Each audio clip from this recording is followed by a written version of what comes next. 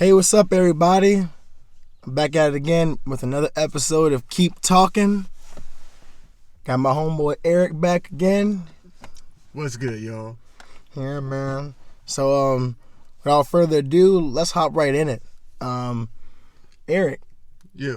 Tell the people about yourself a little bit.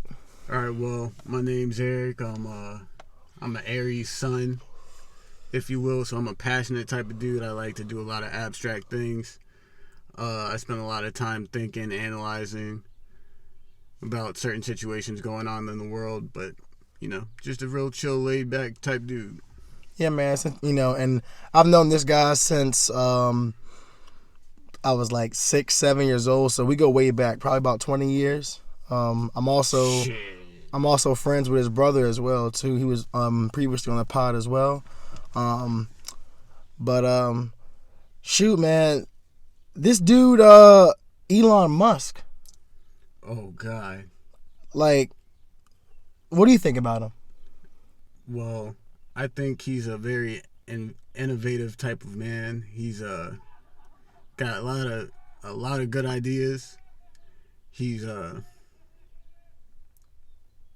very creative, if I must say so myself, but he kind of has me questioning him a little bit. Creative is definitely like a good, word for him. He's like a billionaire engineer, He's kind of like a guy who has enough money to, like manifest his ideas in front of him because he can basically make anything he wants, Like he's making rockets and sending them to the moon and Mars and shit like that. And, like he's definitely a dude who like, he's not like Bezos or like Zuckerberg or nothing like, those guys who once they got rich, they kind of lost touch with like the people around them. Cause I watched him on Saturday Night Live and he was very like down to earth and like, to be honest, like I kind of want to see him again on there, and he was talking about Dogecoin and all that stuff and everybody's starting to like lose their mind over Dogecoin, saying, "Oh, it dropped like 20 something like percent, whatever," because he talked about it, whatever, on there. But like, if you guys know anything about stocks, at all, stocks go up and they go down. So with Dogecoin, trust me, it's going to the fucking moon. Tell them, man, Doge to the moon. It's going to the moon, just like blockchain is going to, like Bitcoin and like all this shit. Just like 10 years ago when Apple first started, look at where Apple is now. Yeah. They weren't projected to be as big as they are right now, but look at them. They're probably the biggest company on the face of the planet. Apple is major. Apple has made so much money. And like, if you look at it just the iPhone itself, the iPhone is so universal with its accessories, like AirPods. Like, everybody broke their neck to buy AirPods. And they're damn near $200. Knowing damn well that most iPhones come with, a pair of headphones. Yeah, but the thing about it is they made it so your iPhone has to charge, like you can't charge your iPhone and listen to music at the same time. Now with the AirPods, you can, charge your phone, listen to music, whatever. They kind of, thought to themselves, how can we get more money out of the consumer? Because with Apple, it's all about, monetizing the interest of the consumer. So when it comes to social media and stuff like that, that's why there's not a whole lot of like ads and a whole lot of viruses and stuff when you go to like look at porn sites and shit like that. But personally, I'm an iPhone guy. I know that there are Androids and stuff out there with higher specs and stuff like that, but Apple just found a way to monetize people's interests the best way, in my opinion, because with the FaceTime thing. And originally Snapchat was only made just for iPhone back in the day. And everybody likes iPhone because it's so user friendly. Android you can customize and do all this wacky stuff. It's kind of like a PDA almost. Yeah. So, but anyways, man, getting back to it, what do you think is going to be like the next big thing? Like the next big, like, technological, like innovation kind of thing. The next biggest one is probably going to be the production of 0-point energy to some degree. Like, explain that. I've never actually heard of that at all. Okay, so look at it like this. We operate off of 0 point energy. So the point that you go to sleep from the point that you wake up, like, yeah, you have to feed yourself or drink throughout the day or whatever. But it's basically like it's a replacement for fossil fuel burnings and producing chemicals. Like, the sun literally produces energy. So it's like an alternative fuel source. Yeah. Kind of. Like, it'll literally put all forms of other big industry out of business, basically. And so that's probably why I've never heard of it, probably.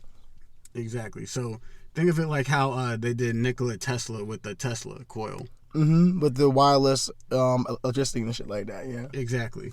And so with that being the precipice, because that's where we're all like converging towards. Mm-hmm. Like, I don't know if you've read what's going on with like how the scientific community is trying to figure out a way to reverse the greenhouse effect, if you will. Even though it's a natural occurring thing. Yeah. With that process for 0 point energy, it's called a triple helix. Mm-hmm. Okay, so they would take basically a dwarf star and encase it in like satellite plates, if you will, and those satellite plates will in turn send the energy to the planet. You know what I'm saying? So I got you. Kind of like a reflection, kind of, or yes. I see. But not necessarily the full-on source. I got you. And that can leave a planet running for, like, the power supply running for almost 100,000 years to 250,000 years. That's deep. Roughly from what studies have been showing and things of that nature. That's deep. So when I was in the Army, this guy, Sergeant First Class, Sergeant Rice was his name. He told me, at the time I was like 21, 22 years old. He told me that that I would not start thinking like a man until I'm at least 32. Right? And I've been around guys that were 20 that were mature as hell. I've been around guys that were 32, 33 that just don't seem to have life figured out what the fuck soever. So, like, my question to you is, like, what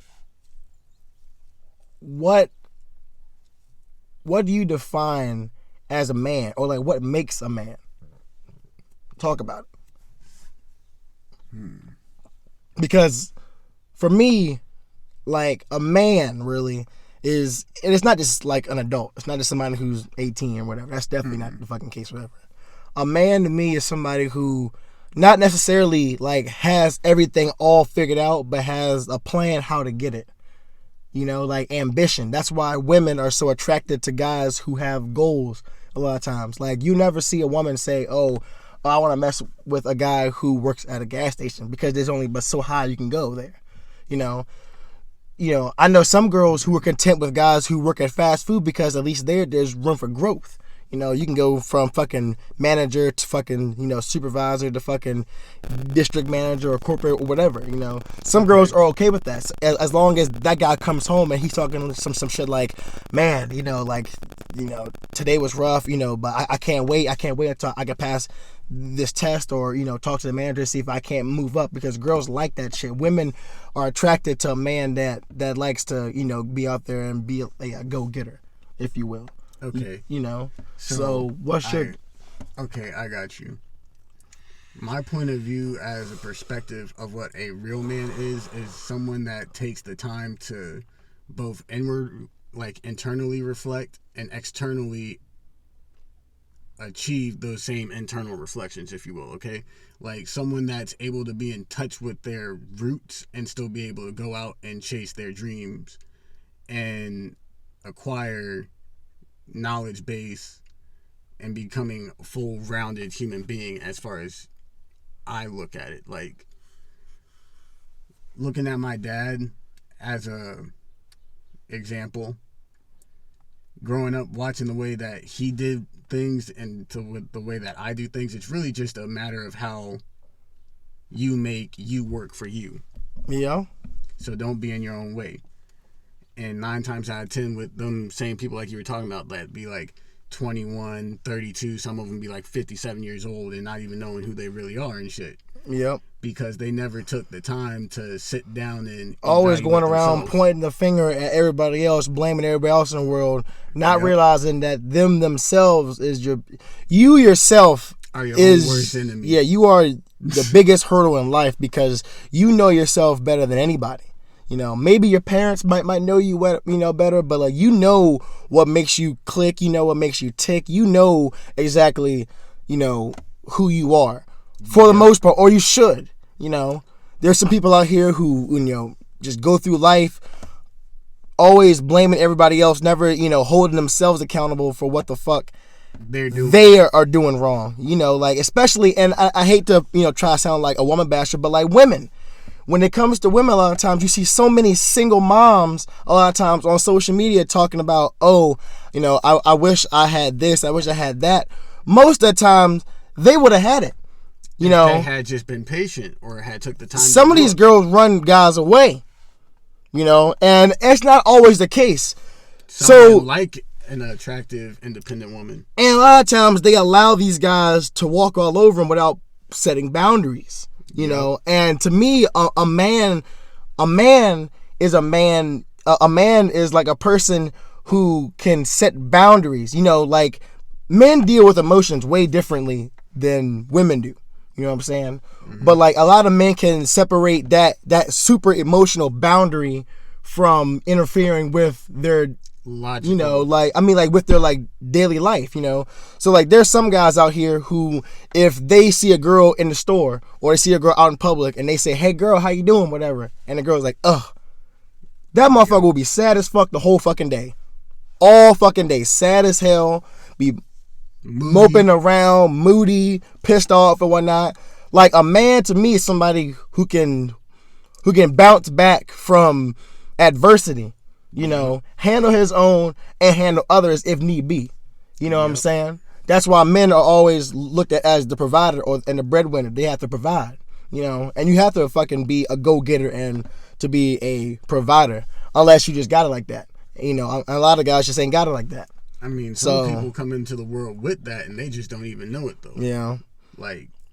Yep. Smash that like button, guys. Hit subscribe. Comment below. Tell us how we're doing. I'm trying to get more equipment. I got a little mic now. Got a little stand. Things are, looking up for us, So, thank you for your time and having me on the show. Of course, man. Always, man. There's going to be more exclusive clips coming out here soon, whenever. I'm going to have a round table coming up here very soon with about 3 or 4 guys on here. Eric's dipping off all early and shit, whatever. Well, I mean, I ain't dipping.